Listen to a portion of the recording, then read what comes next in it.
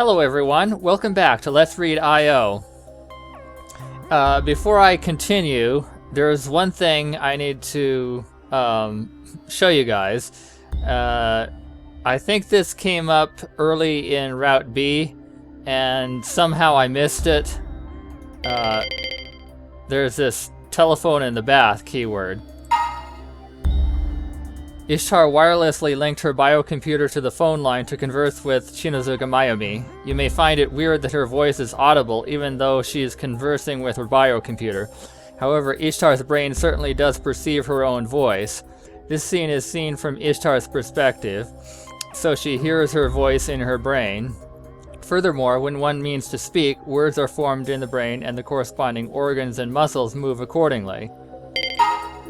Unless she either specifically wills herself to not speak or her biocomputer system itself cuts the nerve transmissions to the corresponding organs, Ishtar's voice will echo through the bathroom. Whether or not her voice comes out as actual words is a different story. Okay, not too important, but anyway, let's continue.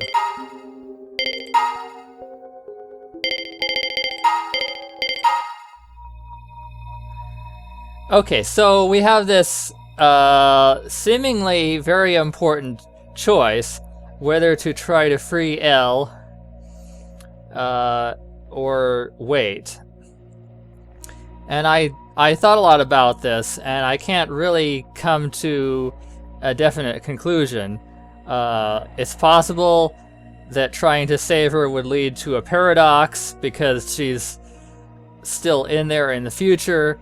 Or maybe that isn't her, or maybe it wouldn't create a paradox. So I don't know. Or, you know, maybe she's going to end up not saving L. But I want to try that choice.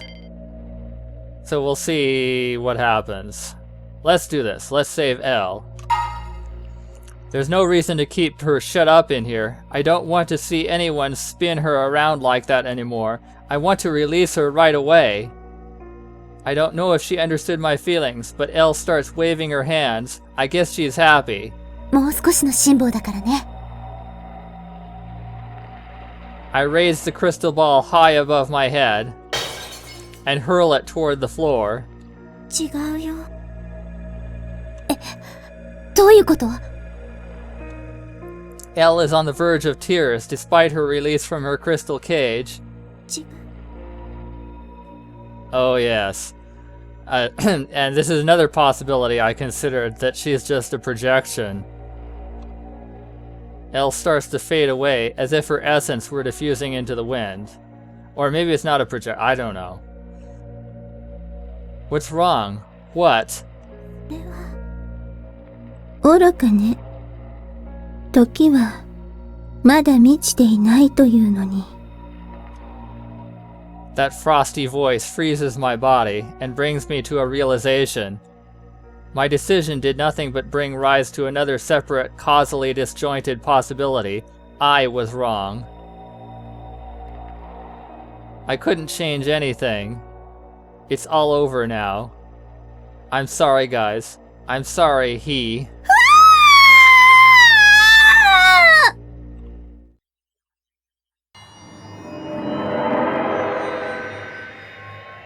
Okay.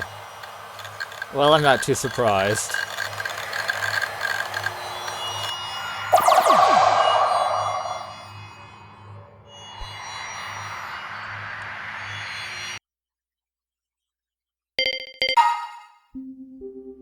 So let's see, what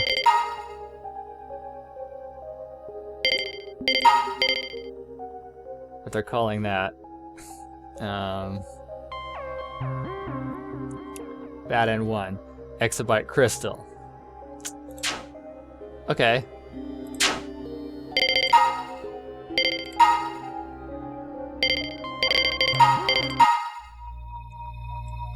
So, now's not the time. No, this crystal ball must stay the way it is to connect it to that time I saw it with he. I can't just change the future on a whim. Sorry, Elle, but I need you to stay in there a little longer. Shades of sadness paint Magdalene's pallid face. She must have understood the realization I've come to. Elle stops pounding on her transparent prison wall and smiles. That response is all I need to know I've gotten closer to the truth. Then I suddenly remember a book I read, Mark Twain's A Connecticut Yankee in King Arthur's Court. The protagonist was a young man who, like he, was known to the people only as the Boss. The Boss slipped through time and space from 19th century America into King Arthur's court. He seized the hearts of many with his 19th century knowledge and engineering skill. To the people of the medieval age, engineering was like magic. With his knowledge of facts of the past, the Boss was able to predict a solar eclipse. Basically, he drives away the old court wizard Merlin. Solar eclipse, lunar eclipse, both are celestial events when the sun, moon, and earth participate in a heavenly show. Both of them affect reality. As a modern American, the Boss had nothing but disdain for the medieval class system, the uneducated knights, and the unsanitary environment. He aimed to take advantage of the court's chaos in King Arthur's absence to establish his ideal democratic nation. But before he could, Merlin displays his black magic and sends the Boss back to the future, that is, to his own time. In despair over his failure to establish his ideal nation, the Boss spends his days thinking about nothing but Sandy, whom he fell in love with at King Arthur's court. He would never forget her for the rest of his life. The ending suggests they reunite after his death, but did they really? The Boss fails to achieve his happiness because of karmic retribution, a result of his own actions. But is that the only reason? Is it not because he attempted to change the past and settle those changes as truth? Because he became alienated in a divergent future unknown even to him? In other words, it's too dangerous to settle the truth without proper preparation. That's why Elle and I say nothing. Lemchan is right. There is a proper time and place. I can go back to the past just like Shadow Nulls can. Presently, I cannot say why. But what matters is not why I can, but that I can. To change the past correctly, I need to stop he before he tries to kill Enlil. I smile at Elle, and Elle smiles back. Her grin gives me confidence to know I made the right decision. I embrace her through the crystal ball. さようなら、マグダレン。また会いましょう。I start leaving the room.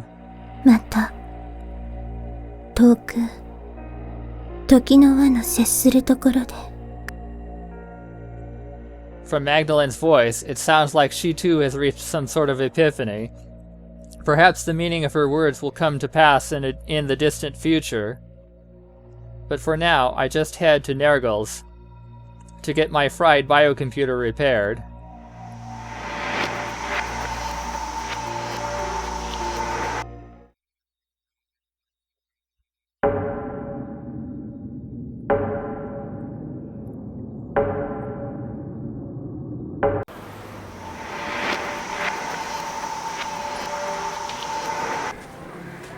A blue sky, a shimmering sun.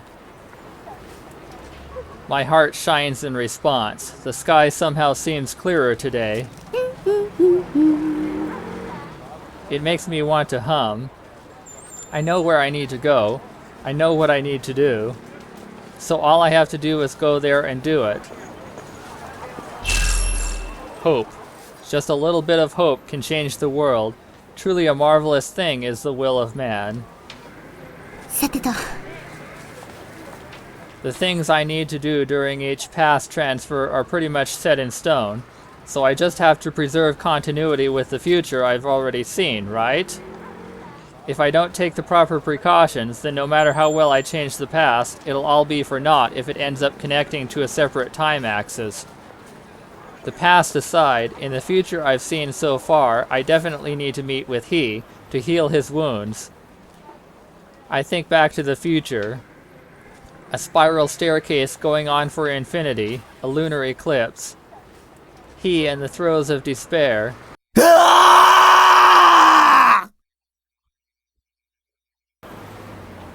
I start shaking.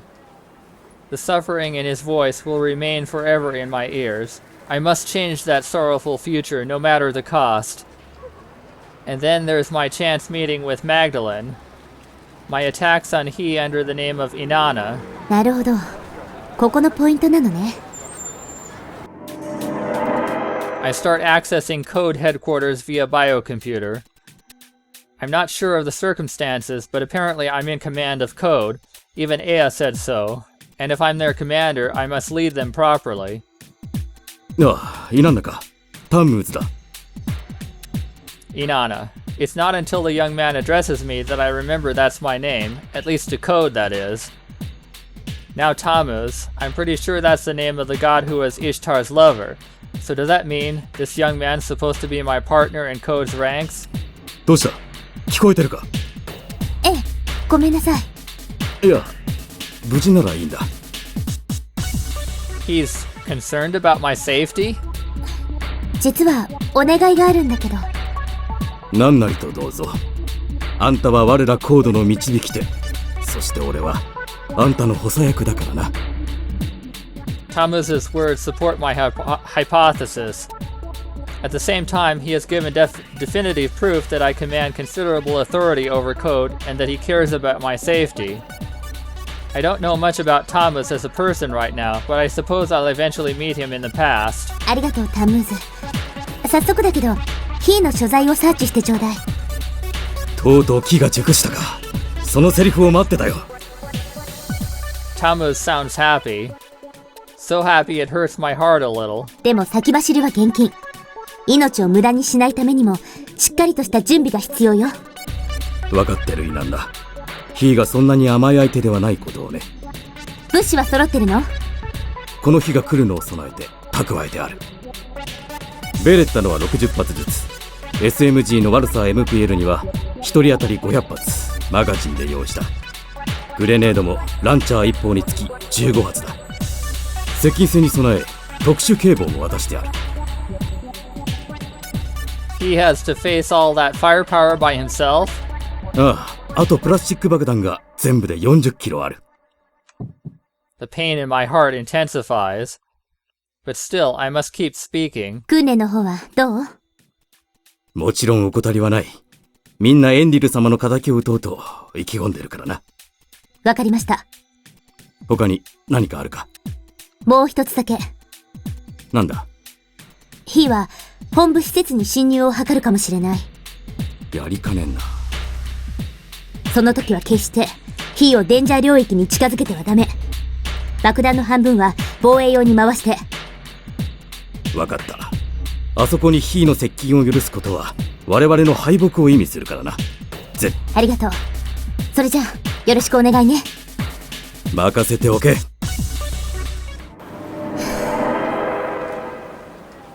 The observance of those orders will hurt he severely, won't it? Well, in a way it already has, but as long as it'll help save him in the long run, I'll shed these bitter tears. I hate how he is slandered and misunderstood, but the pain in my heart is nothing at all. As long as it's for his sake, I don't mind if I condemn myself to hell. Just as I clench my fists, I sense something float past me. What was that? A bug? I activate imaginary vision and stare for a while. There. That's no bug, or it's not an insect at least. It's a surveillance device equipped with an ultra-small camera, a spy drone. Is it spying on me? That unpleasant thought makes me blank out for a second, but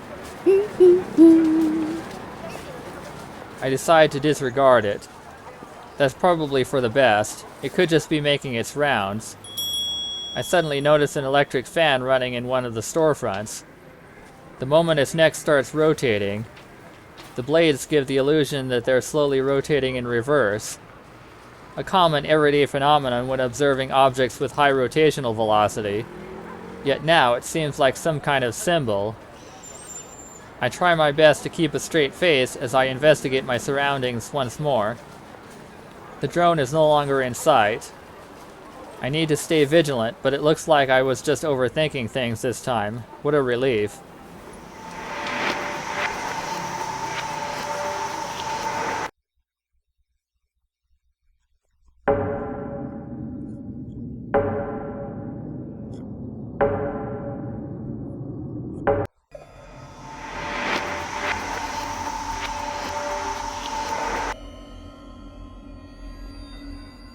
Black. The collapsed man, motionless and covered in white. White. Bandages covering wounds, steeped in scarlet. Scarlet. The fresh blood, oxidizing and becoming black. The three colors blend into a dye that stains all. I've encountered scenes like this before. How many times have I seen it now? I've long lost count. But this one is the furthest in the past, right? Trying to figure out the context of this scene will just confuse me even more, so maybe it's best not to think too deeply about it. The one thing I do know is that a scene will soon come when he will be gravely injured. Simple first aid, just some bandages wrapped here and there. My hands move without hesitation, removing his coat and undoing his bandages, and there, on his left side, is a deep sword wound. My hands take a needle and thread out of a first aid kit and sew up his wound with the fluidity of a skilled seamstress. When did I learn how to do all this? None of it feels real. It's like I'm watching a movie. The nauseating scent of gunpowder and iron lingers in the air. I've sensed this smell many times. I've grown accustomed to it, something one should never have to experience. I wipe the sweat off my brow, suturing complete. Now to apply some new bandages. A familiar hotel room, one I can never forget, the room where I first felt He's warmth. But am I really here? My body feels so ethereal, none of my senses seem reliable. It's like I'm wandering around in a dream. I suddenly become wide awake. My ears pick up something crystal clear, a voice stifled to death. やっぱりあなただった。 I check to see he on the bed and feel a little bit of relief. I thought I was making preparations for the future, but now we meet again as if they were meant for the past as well. He's upper half has been repeatedly wrapped in bandages. They're stained with blood here and there. The blood is oxidizing to a darker color, so it must have been quite some time since his treatment. There's a first aid kit to the side. I don't quite remember what happened, but I'm the one who treated him. I need to change the bandages. I touch He's body. Fresh sticky blood seeps through the bandages and onto my hand. That sensation brings me back to reality. He faces me. His face and eyebrows are motionless, a perpetual poker face. 起こしてしまってごめんね。できるだけ痛くないようにするから、じっとしてて。He doesn't give any indication of an answer, but he still cooperates. He doesn't talk much, but I guess he trusts me for now, and that's all I needed for a smile to come to my face. Actually, he doesn't talk at all, as far as I can tell. We'll see if he ever does. Warmth fills my heart, and with that warm heart, I quietly work my hands. My body feels detached from its senses, quite an odd feeling. Even after I'm done treating him, he remains silent. 少し横になった方が。 Just as I start speaking, I faintly hear the sound of a machine running. Looks like he's accessing the net via biocomputer.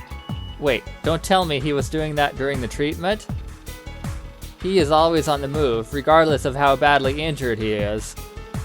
Why does he push himself so hard?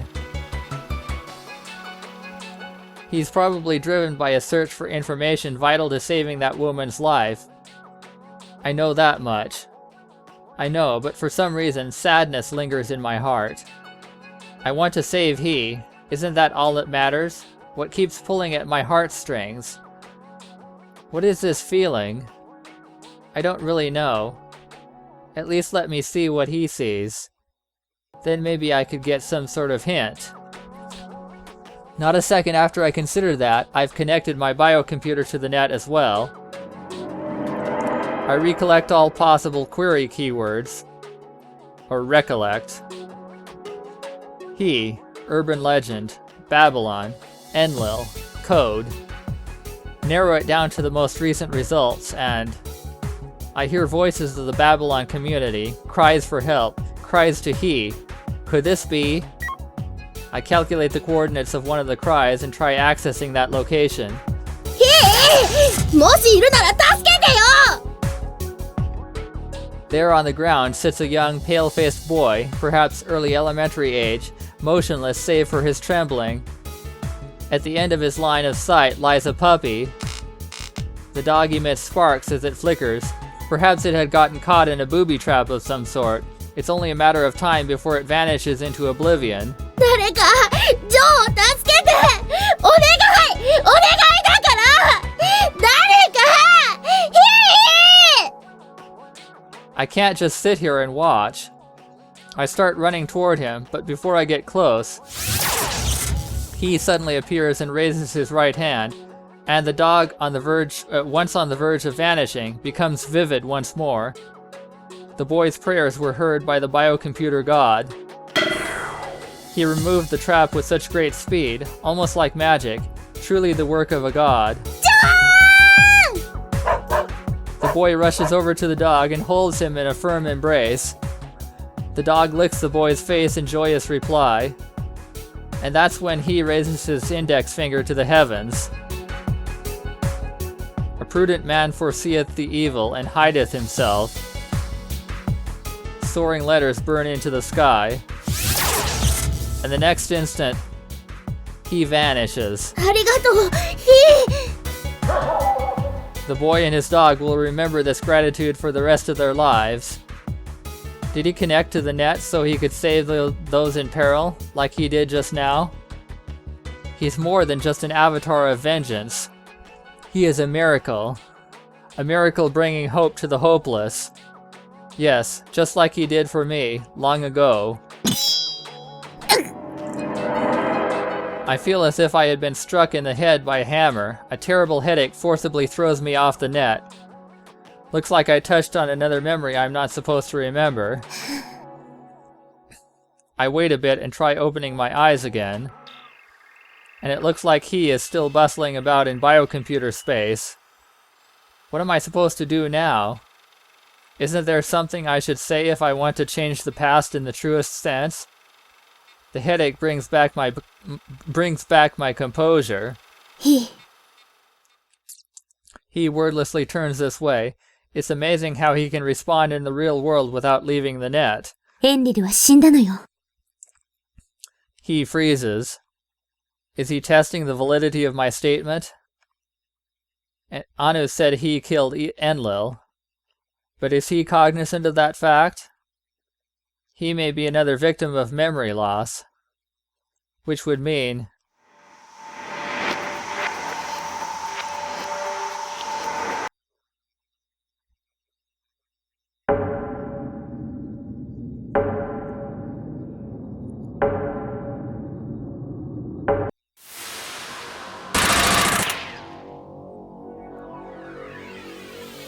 the entrance of the Tokyo government office / ziggurat is adorned with countless flickering lights.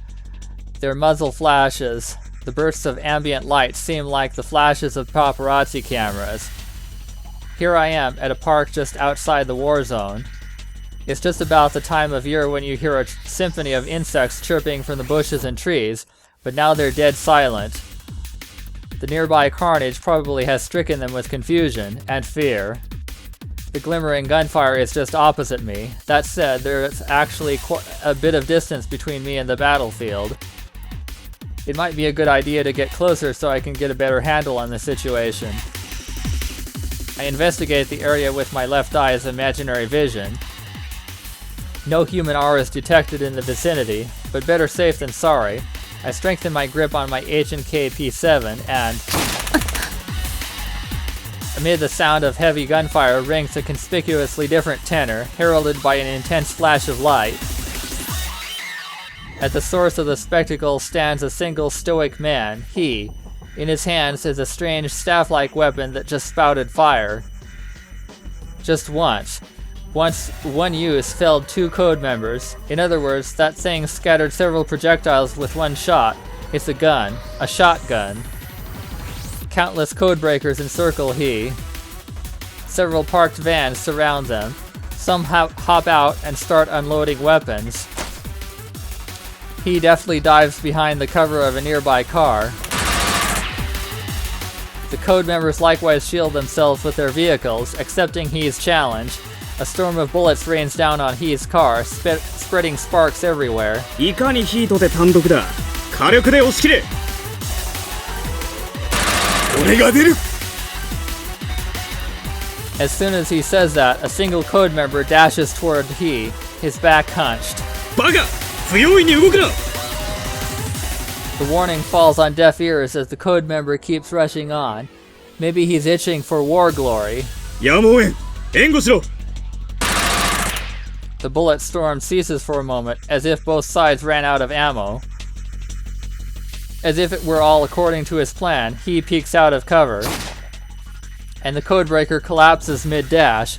Blood spews out of his side through holes newly created by bullets. He turtles back into his shell. Is this a battle between programs? All things point to that conclusion. The mechanical precision, mechanical mercilessness, mechanical silence. I try to strengthen my grip around the gun, but my hands slightly slick with sweat. My palms have become drenched before I even noticed.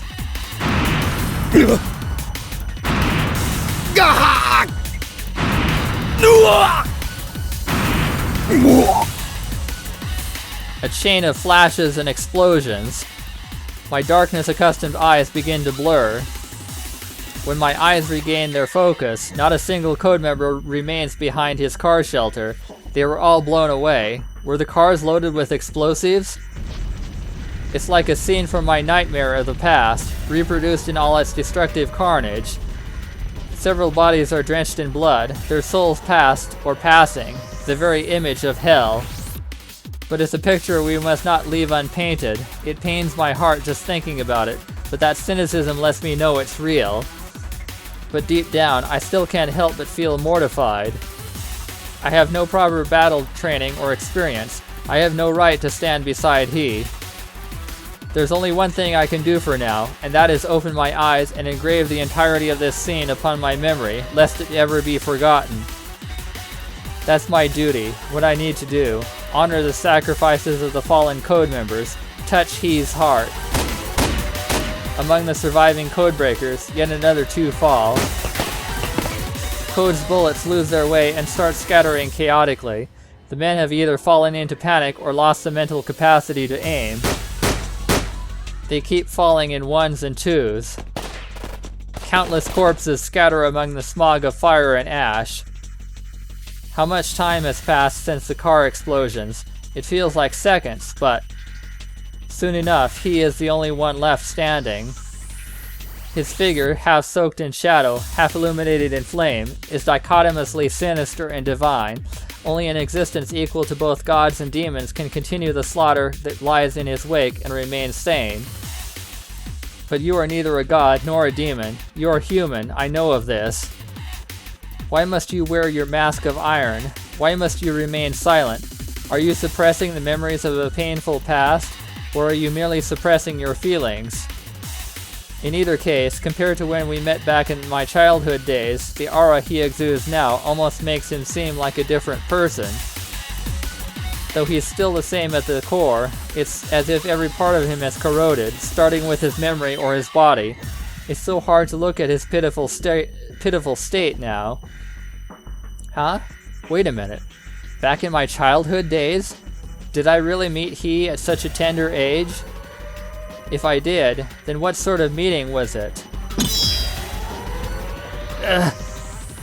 Another migraine has started. Another alarm has gone off, telling me I've touched on a memory I must not try to remember. I mustn't recall my relationship with He, yet I'm still expected to cooperate with him? That's just not fair. All I want is to understand him better. I suddenly get the chills, so I stifle my breath and duck down. What would happen if He were to see me right now? I don't know. Would he shoot me too? I don't mind if I die for his sake. I am prepared. But I don't want to die before I can come to understand him. At times like these, there's a person I know I can count on to answer my call. On the brink of despair, I bring that person's name to my lips and... At that instant, I lose my balance and stagger. Through blurry vision, I see he turning this way.